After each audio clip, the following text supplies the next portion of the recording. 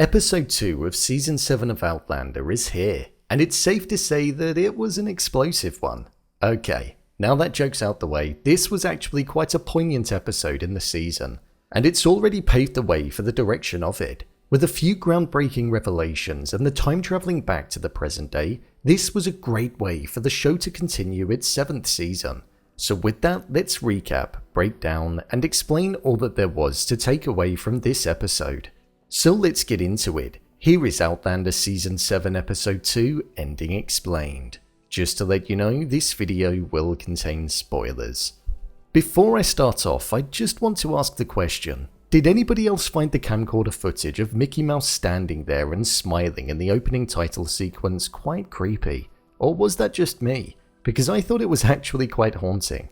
Anyway, as we embarked onto the ending of this episode, we saw that Bree had given birth to her baby daughter Amanda, and things were going smoothly in the early part of her being a mother to her. However, a little while later, it was found out that Amanda had a heart condition that was inoperable in the time period that they were in, and if they went back to the present day, then there was a specialist that Claire knew of that would be able to treat her and hopefully sort out the condition. If it didn't get sorted, it meant that Amanda didn't have much time left in terms of her life expectancy. This ultimately meant that we saw Bree, Roger, Jamie and Claire all rounding up Jules in order to allow Bree, Roger, Jeremiah and Amanda to be able to go back to the present day, with the hopes of it actually working this time.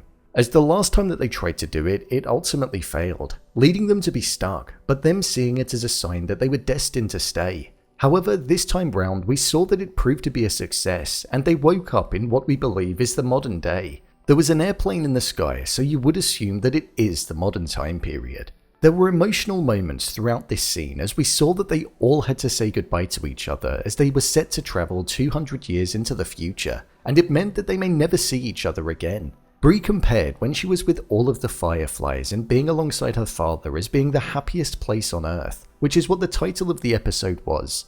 And it's also something which Disney tends to coin as a description of Disney World. I do like it when we get moments where elements of the present day get brought up in discussion in the past, as it's interesting seeing how the likes of Jamie reacts to those moments.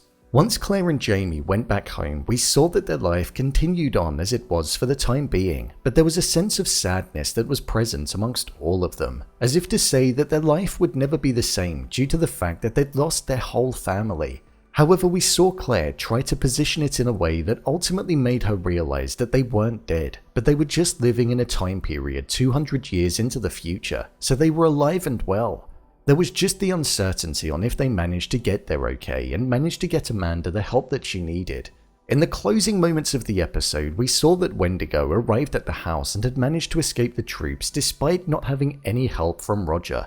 Wendigo was in search of a jewel so that he'd be able to travel back to his reality and time period, and whilst threatening Claire and Jamie and holding them hostage in their own home, his men went into Claire's room where all of her medicines and chemicals were, and they started smashing them. From there, Wendigo lit a match, which was a nice touch considering that it was the first thing that he asked when he sat down, which provided a full circle moment, and the house ultimately went up in flames, leaving us to wonder about the fate of the characters moving forward. However, it wasn't for long, as the preview for the next episode showed that they were actually okay and they managed to survive the blaze, but there was some kind of funeral taking place. During this episode, there were a couple of poignant moments that I think are going to pave the direction for the remainder of the season. We heard that Jamie had the ability to see into the future with his dreams, something which he said he'd been doing for a few years, but he didn't want Claire to think that he was insane. I feel we're going to see Jamie learn how to utilize this power that he has, and be able to see how Bree, Roger, Jem and Amanda are, seeing as though they're within the future now.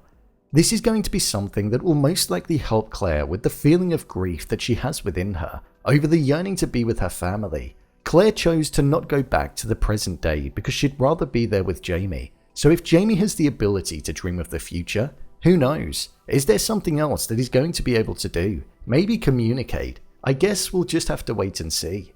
Another important detail in this episode was the fact that Alan Christie was revealed to be the individual who killed Malva. He killed her because she didn't want to go along with basically blackmailing Jamie in order to get him to believe that the child that she was carrying was his, and ultimately get him to pay her some money. And also because she ultimately said that she didn't love him. He was a sick, troubled individual, and even though Claire stopped him from ending it all, Ian fired an arrow at him and put an end to it, marking an end to that arm of the story. With Lord John and William returning, it did make me wonder if the lack of family that Claire is feeling, Jamie might start to feel the same too. And with what Bree said about William deserving to know who his true father was, that might be something that comes true. They've definitely planted the seed for that to happen. Otherwise, why would it be mentioned? So I guess we'll just have to wait and see. For now though, Claire and Jamie are going to have a lot of work on their hands following surviving the blaze that occurred, and the fact that their entire house was most likely burned to the ground. Overall review. I thought this was a pretty good episode of the show. I feel it planted the seed for developing stories and it paved the way for the direction of the season. They gave Bree and Roger a justifiable reason to go back to the present day, so it's going to be interesting to see the story split between both time periods again, because that's an element of the show that I do enjoy watching.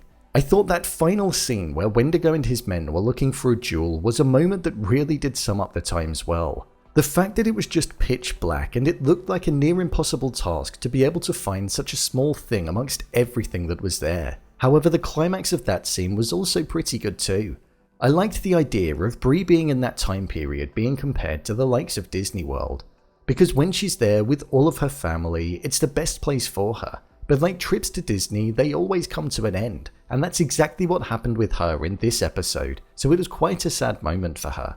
This season so far feels as though it is lacking an overarching plot or a villain, so to speak, when compared to the previous seasons, so I'm hoping that there will be some kind of antagonist that makes an appearance in the not so distant future. With plenty more episodes to come, I imagine there is definitely time and room for one to appear. I'm looking forward to seeing the next episode and seeing how exactly the family are going to be able to rebuild following the devastation that most likely occurred. And I'm also looking forward to seeing all that's going to go on with Bree and Roger in the present day with Amanda.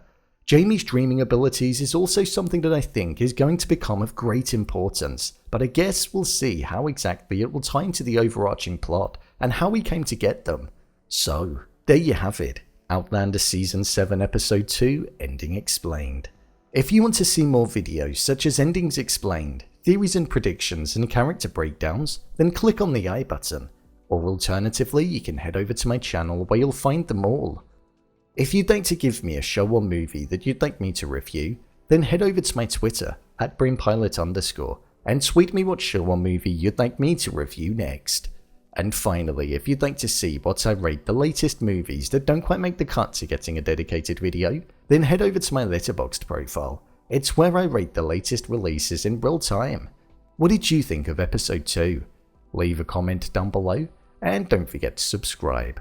I'll see you next time.